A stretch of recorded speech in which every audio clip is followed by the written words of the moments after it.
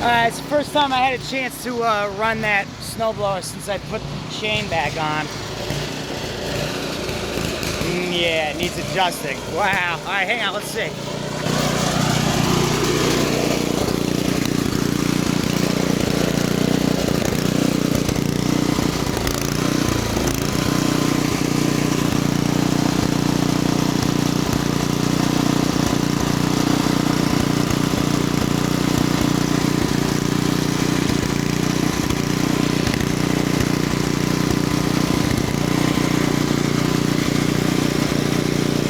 So hard to get into that one. Look. Damn it, man. I can't. Ha, ha, ha, ha, ha. Fucking thing runs like a 8 horsepower now, man. Don't run like no 7 horsepower, that's for sure. That's the idle adjustment screw up there, that one. So, alright, at idle, how are we? Pretty good, right? We're not surging, we're not popping. That's idle. Oh, yeah, it might be. Alright, so, I talked to my buddy. It definitely does smoke a little bit, you know. I know it too because I've looked in that cylinder when I put this chain on, and, oh, come on.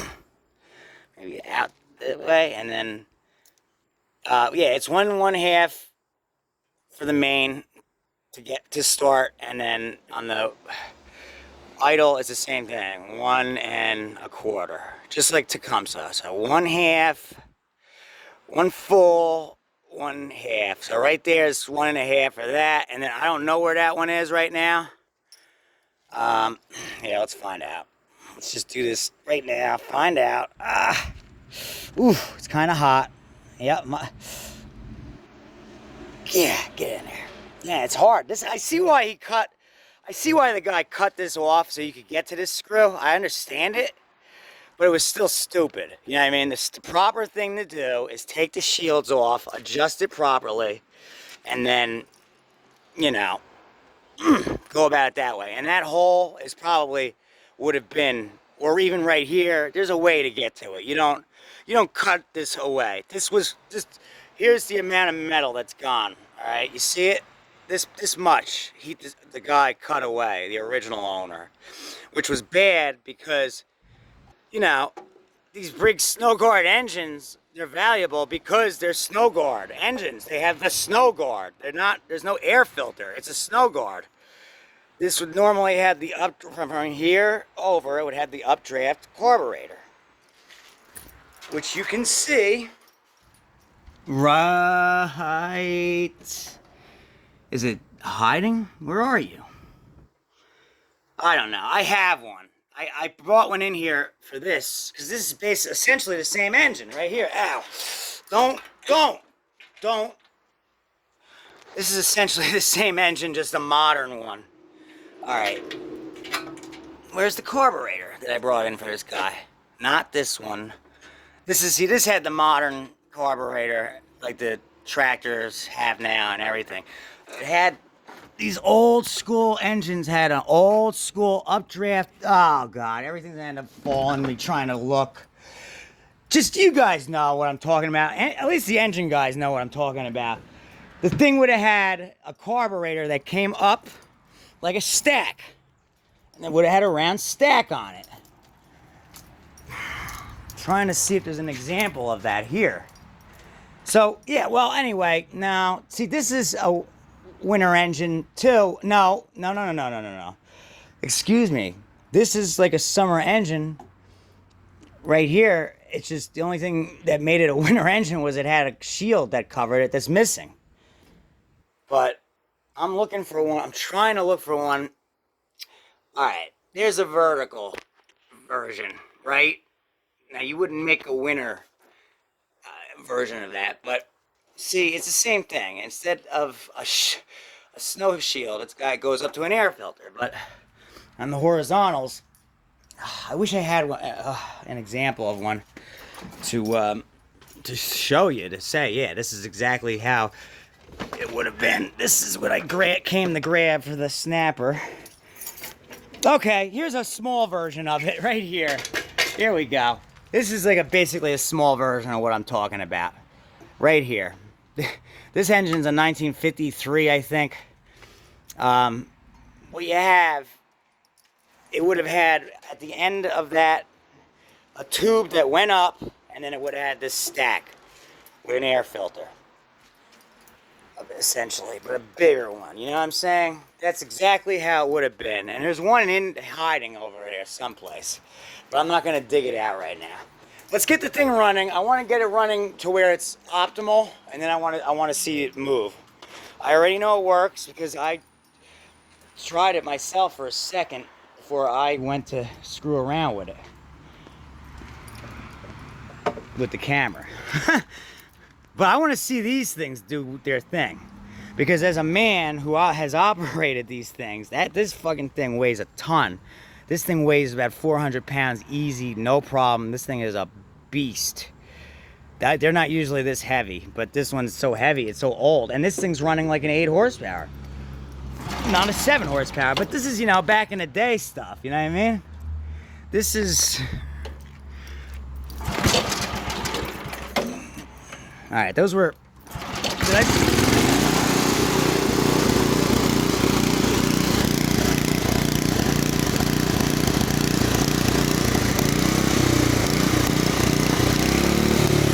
hard to get in here.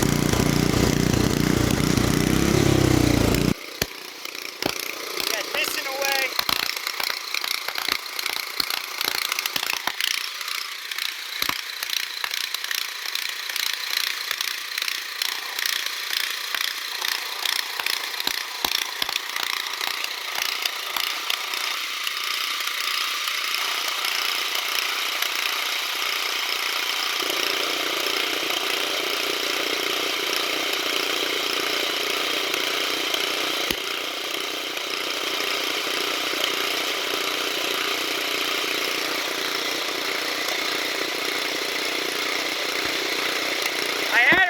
Before, so we can get running good again. No surge.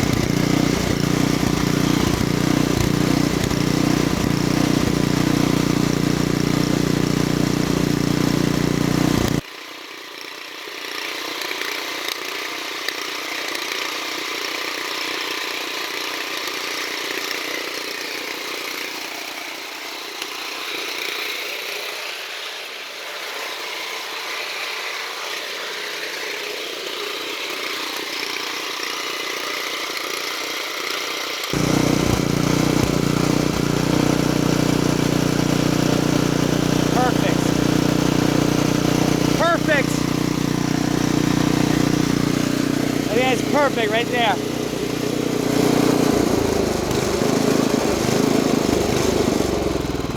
Now it wants to surge on the low, of course. All right, and see, it's a smoker. It's definitely a smoker.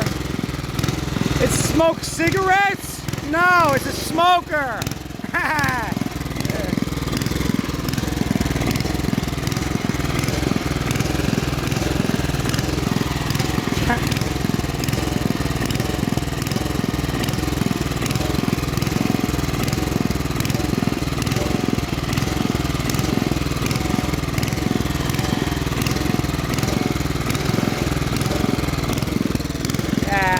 I can't get it. It's hot, man. Fuck.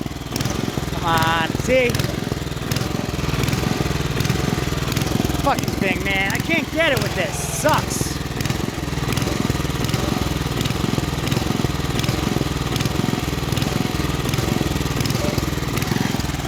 Ah.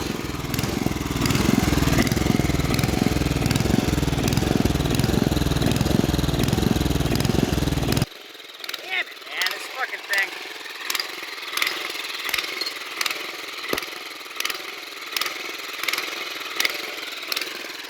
sucks, man.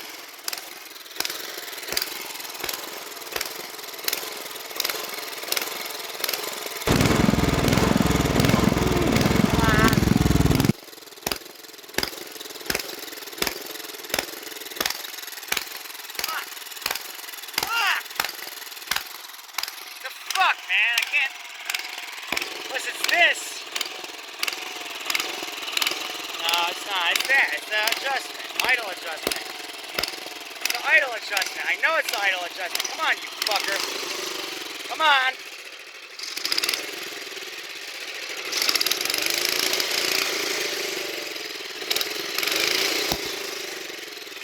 Damn it. I can't get in there.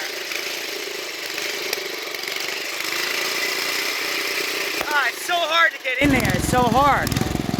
You don't even know how hard it is to get my hand in there, man. I almost want to take this fucking shield off. It's so bad. You know what I mean? I do. There it is. There it is. Huh?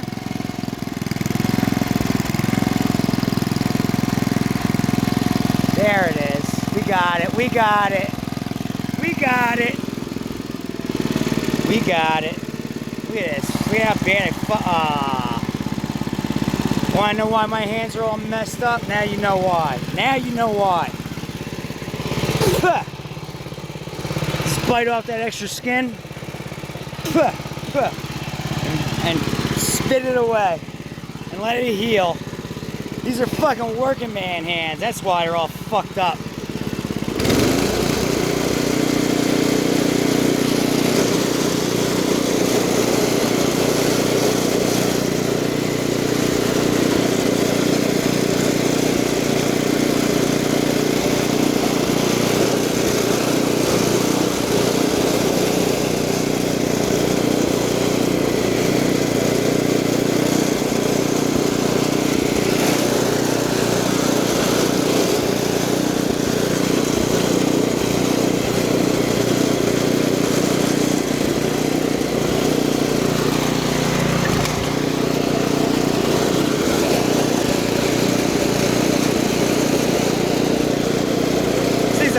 Beast!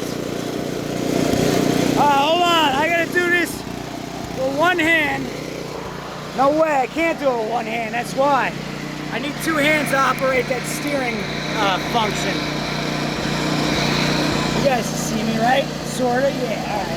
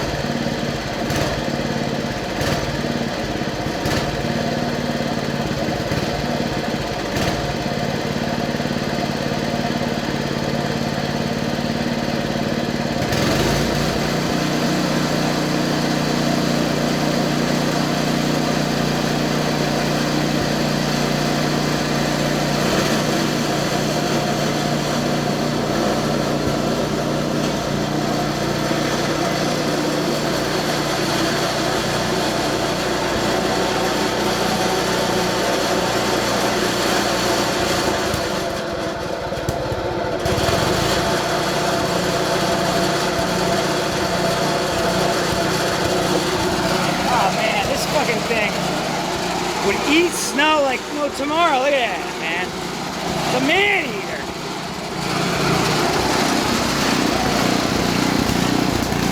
We're running low on gas. It sucks.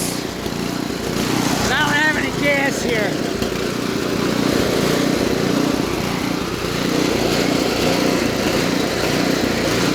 Yeah. Who's getting finicky? That thing's fucking no joke right there. That's not.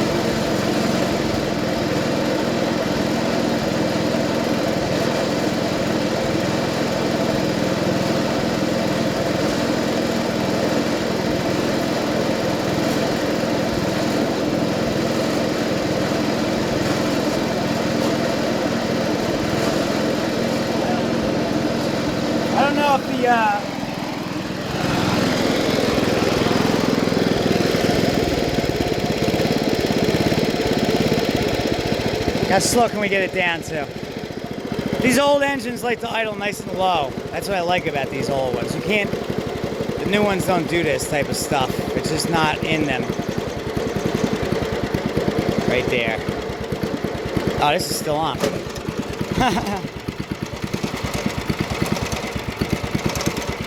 It's not bad. It runs good. It just smokes a little bit. Put it up one more time. It smokes.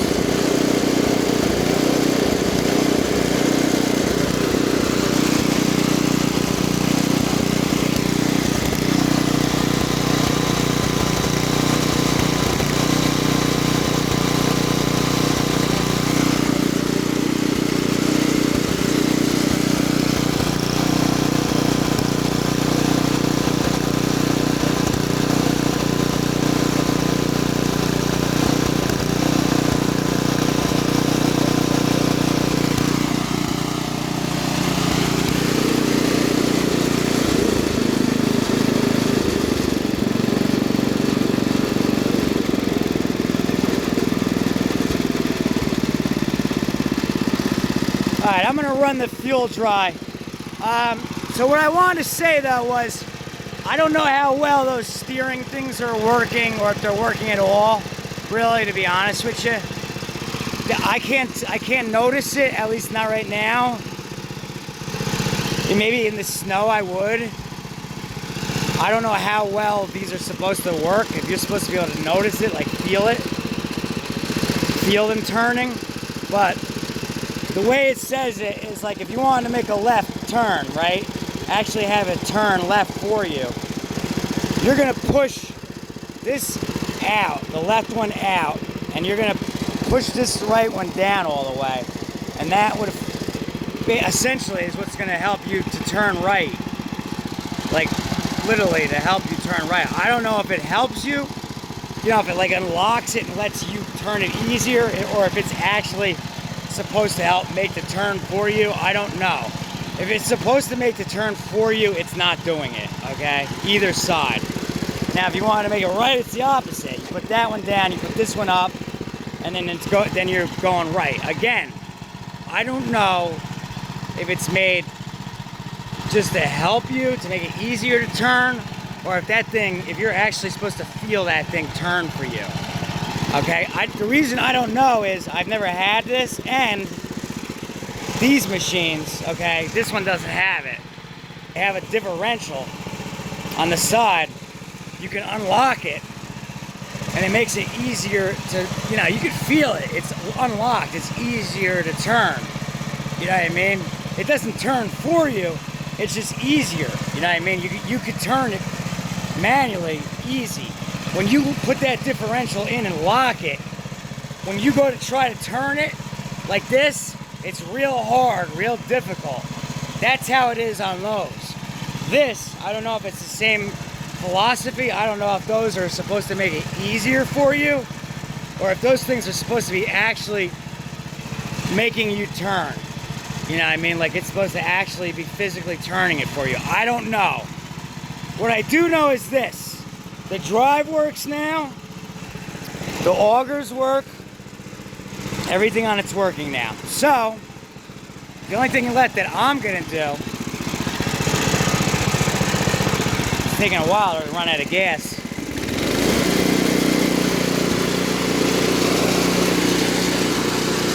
Just gotta let it go. That's neutral.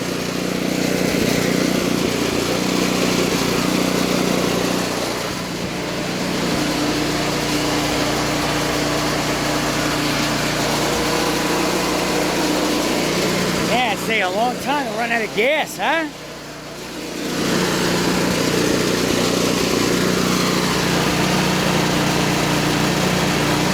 It's off.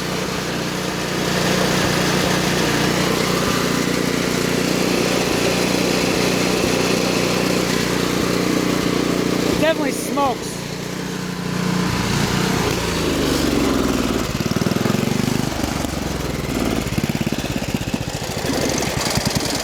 You get as much of that. See, that's how you do it. When it gets down to no gas left in the line, you choke that as much as you can, and you get as much of that fuel to burn out of the bowl as you can before you stop. So I'm gonna pull the cord a couple more times, and it's gonna kick a couple more times, and then all the gas will be out. If you just leave it like that, there's still a little bit of gas in the bottom of this bowl that'll gum up. That's why when you do this, you've got to do this a couple times. You've got to put it on choke, and you've got to start it a couple more times. It's going to kick over a couple more times and burn that last couple of drops of fuel that's still up in there.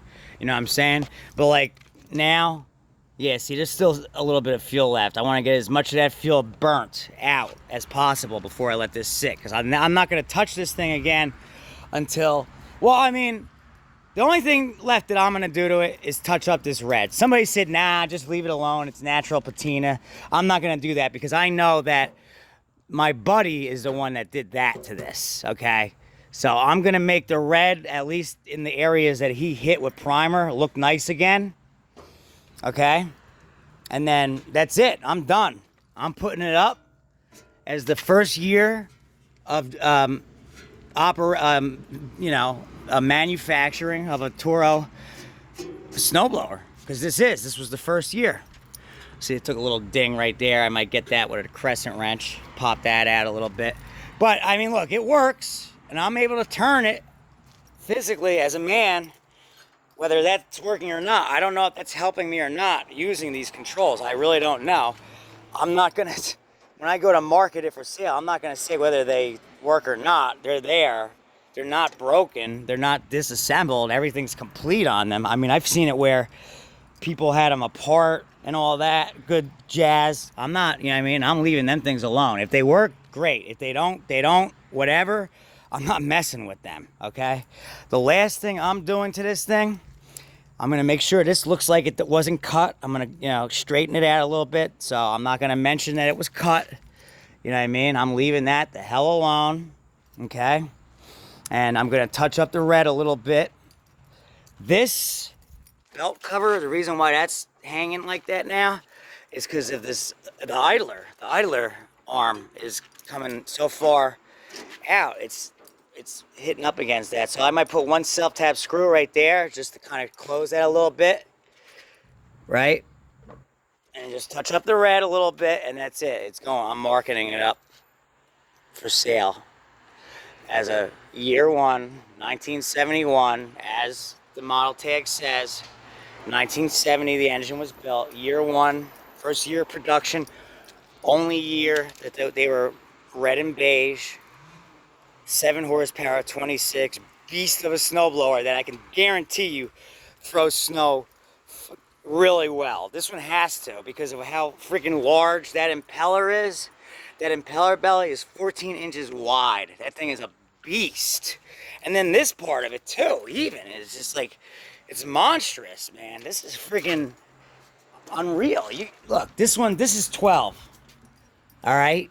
14s, they're making 14s now on the errands they make now, and they throw pretty freaking far. But they're cheaply made units now compared to this. This thing is when they were, there's no other ones that old that had the belly that freaking large. It's crazy. It's insane. And then with this drum style augers, and these are when they were humongous, mammoth. Because like I said, I had that power shift. There's a video of me with that power shift. They weren't as big as this. They were downsized a bit. These suckers are freaking mammoth, man. And on that particular unit, they didn't work that awesome. But on this, I could see. And it's got an adjustable scraper blade. So as you go, it slides up. You know what I mean? It moves. It's not... And then the skid shoes are really beefy as hell. So, yeah, that's it, man. All right? I'm going to put a self-tapping screw here. I'm going to touch up this red, whatever this red is. In a couple places. Just kind of clean some of the grease off of it. Make it look as nice as possible. And then it's getting put up. Like I said, 1971. Year one. First year production. Only year. Why is that fucked up now? Did I do that to it, or was that right? Because I don't remember that being. don't know, maybe I never turned it before, or did I do something to it? Did it get bent being in the garage? Because now I've got to bend that straight a little bit, because that's kind of forced, you know, it's just going to have to be straightened out. I'm going to have to take it off of here. And look at this. Look at this. It was rattling loose. I didn't lose it, did I? Now. And what is that? It's a, what is that? Is that a Torx? They used the Torx back then? It is. It's like a T5. What the heck?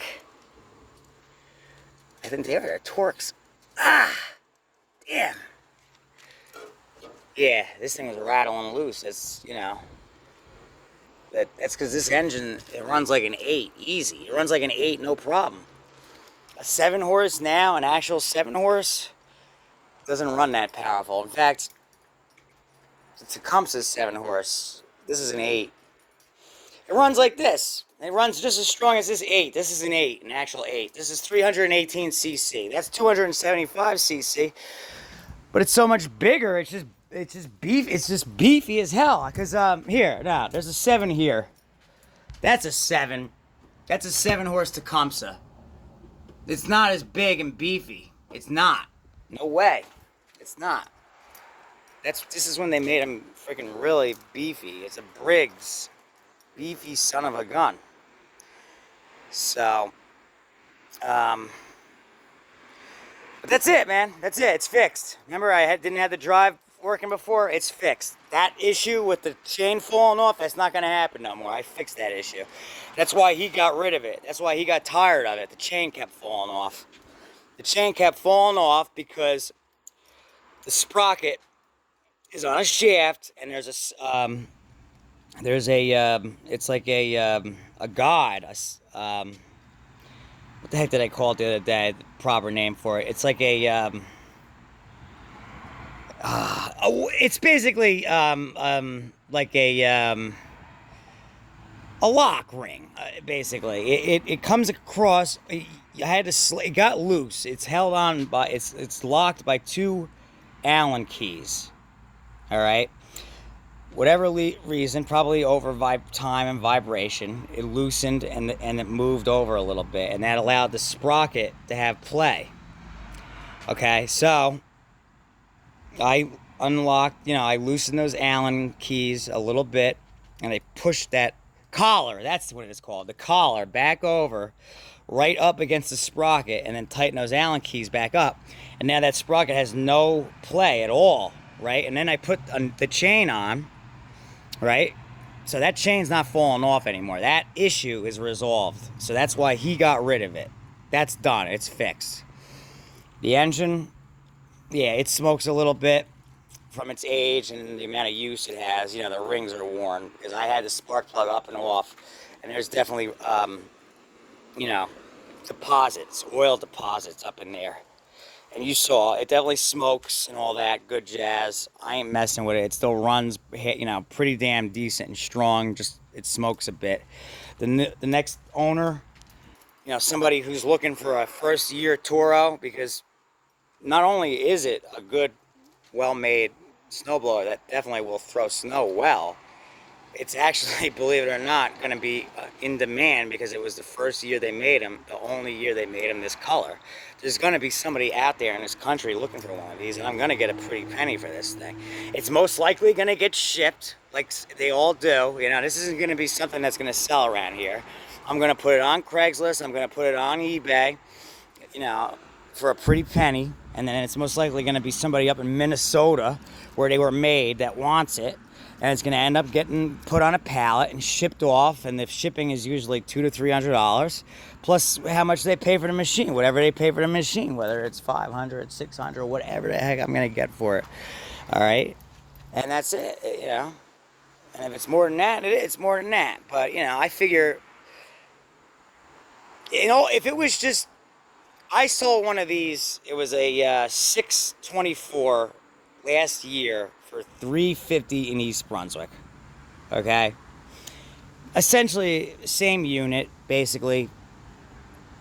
It didn't have this, and like I said, it had a 6 horse Tecumseh, but otherwise it had those same drum augers, Same whole thing, and I got $350 for that one. Okay, so you know, if it wasn't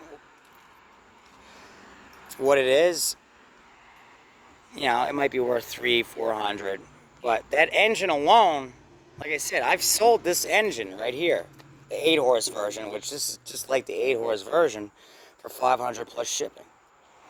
All right, and then plus the fact that it's the old school first year of production, it might be $800 I get for it, plus the shipping. I don't know. All right, but that's it. I'm gonna clean up this, just straighten this to make it look like it wasn't cut. I'm not gonna say it was cut. All right, I'm gonna touch up the paint a little bit, red, just on this primer area. Done. Okay, clean the grease off of it good. All right, and what, wasn't there one? Oh, and probably put it one self-tap screw right here just to shut this closed. I have another cover. Like I said, I don't know. I'm pretty sure that one's from a Gilson, but it might actually fit this machine because it's exact. It looks identical to this. So I don't know if it was something they shared or if it's just, I don't know what's up with that. But I have a cover just like this. So if I really wanted to, I could put another cover on. But I'm just going to put a self-tap on this, and that's going to shut that better. And that's it. And that's it. It's going up for sale now. All right, so I'm gonna end. Oh, and I gotta fix this now. See, I don't know if this was like this. I don't know how many times I messed with this, but you can see it's bent right there, so it's making it hard to turn. It works. It's just hard to turn because it's bent. So I'm gonna have to pop this off real quick with the, you know, I think it's a 1/2 inch. Just pop it off. Yeah, just undo this thing right here too, 1/2 inch, pop it off, and then put it in a vise and straighten it out, just so it makes it easier to turn. That's it, done with that. Because this is definitely, I don't know if this happened while it's been here, or if it happened, if it was already like that. It could have been like that already. It's not a big deal, it'll straighten out. And that's it. And that's it. And then she's good to go. All right, so that's it. She's fixed now. Thing's a freaking beast. I'm gonna go ahead and finish running out the gas a couple more times, and it's going back in here. And then that's it. She's good to go. And then I'm gonna have an actual video of it running, you know, and everything later this year after I've done what I said I'm gonna do to it, and it's going up for sale. And it's definitely gonna sell because, like I said, it is. It's gonna be an in-demand unit, like a collectible, because it's the only year they were made this way, and it's the first year that they were made this way. And there aren't many snowblowers that have Briggs snow guard engines as it is. There's only 10% out there that were ever built with these engines to start with. So that alone makes it rare. And if they ask, why is the model tag over, you know, like this or over there, I'm just going to say, you know, it was taken off and it was laying around for a couple of years. And I just cleaned it up and put it back on. And that's it. That's where it is. Because the model tags did go there on these engines a couple years back. But for this specific one, he said it was here. He said, and I think he even said this was actually part of that metal that he cut out. So that was really fucking stupid of the original owner to do that, because from a standpoint of value, you know, hopefully nobody really is too concerned with that or even realizes what's going on with that. And I'm just going to kind of clean this up a little bit, and that's it. You know, model tag is where it is. This is where they used to put them anyway, so no big deal. This video definitely ran longer than I expected it to. Sorry about that, but hey, to look at something, you know, you don't see every day. So that's what it is.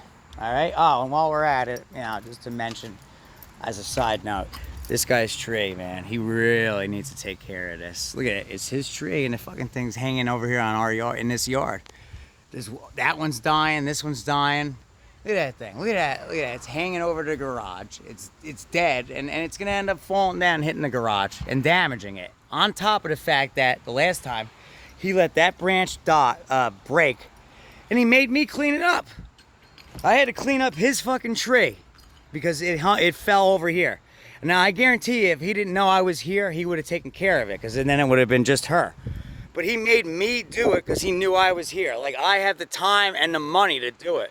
If I'm gonna be cutting this guy's tree down, he should have been paying me $400 or $500 to clean up the damn thing. It took a day and a half. The one day it was raining. I was so fucking pissed off about that bullshit. But no, it's not my property, so it's not my place to say. But if this was my property, I'd be knocking on his door saying, dude, take care of your fucking tree, man. And, you know, that one too, you know, all your pine needles are falling all over the place. That one's putting my garage at risk, and this one's hanging over my driveway, and I want it cut down. And if it's not taken care of and it falls, you're going to take care of it. And if it falls and damages my driveway after I've informed you, you're going to pay for the damages. That's what I would have done if it was my property.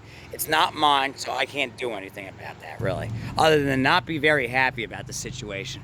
But like I said, that guy, he was over there talking with, I think, his son one day, 5-7 years ago, talking shit about me when I was cleaning the embankment up. He was like, that's a chainsaw, or some shit, making fun of me or some bullshit while I was over there busting my hump, fucking cutting down that fucking embankment over there with a gas hedge trimmer. So ever since then, you know, it's New Jersey. It's just the way people are. People are fucking saps. It's unfortunate. I even made a post about that on Facebook today. This is in Hollywood. Everybody isn't lovey-carey. Let's take care of each other. People, especially around here, are fucking not nice, man. They fucking punch. They kick. They hurt. They're not good, man. This is a fucking rough fucking place. You have got to be you've got to be tough to live in this fucking state. People are not good. And when you know, if you have a hard time or if you fall, that's when people start kicking you even more. So, and you know what? I've dealt with it so many times, so many years over, you know, that I'm used to it almost. Like, I'm immune to the fact that people are the way they are. But other people that have never lived here or never dealt with this shit that I've dealt with would probably say, oh my God, what is wrong with people around here, and get the hell out of here. And that's why I am leaving this place. I am leaving this place, this state, as soon as I can. You know, now I'm stuck back in the system. Yeah, the cops were all nice about it, blah, blah, blah. Bottom line is they arrested me for some bullshit I never should have been arrested for. I'm back in the fucking system. That's the worst place you could find yourself, is having to use any kind of government system. I don't care what it is. You don't want to use that fucking system. You don't want to be in the system. You don't want to use the system. Believe me, it's not somewhere you want to be. This is a capitalist country. It's all about money. And that's what they do. They suck you dry. Okay? I've seen it. If it's not the government doing it, it's people, it's whoever. You can't let that fucking happen. And one of the ways that you don't let that happen is you keep your mouth fucking shut. And the only reason I'm saying something about it is because I've been through it so many times, and this is an educational fucking video, and my channel is about teaching people stuff, so it's how to and style, or it's science and technology. Those are the two things that they usually fall under. Okay, so this is how to and style and or science and technology. I'm showing you something. I'm showing you how it's done. I'm showing you how it was done. All that, you know, what it was, what year it is, all about it. And I'm telling you about that shit too, because it's a learning. It's something to learn about. All right, and that's just the way it is. American manufacturing like this is done. You'll never see anything built this well ever again. It's done. The only way that would ever happen is if we had a world war and we were relied upon to start making our own shit again. And even if we did, we still wouldn't make it this good again, ever again. Those days are done. They're done. They'll never come back. Look at that. You can make this thing turn. That's cool. Most of them, when they're off, they're locked. They're locked. That's when you can even get it to keep going. That's interesting. But that's just something to note, you know. The days of flathead engines and American made in Wisconsin, that's done. Okay? Greed has sucked everything out. Okay? So it is what it is. That's how it is. So that's why this is valuable. That's why this is valuable. All right, guys, thanks for watching. I'll see you later. Out.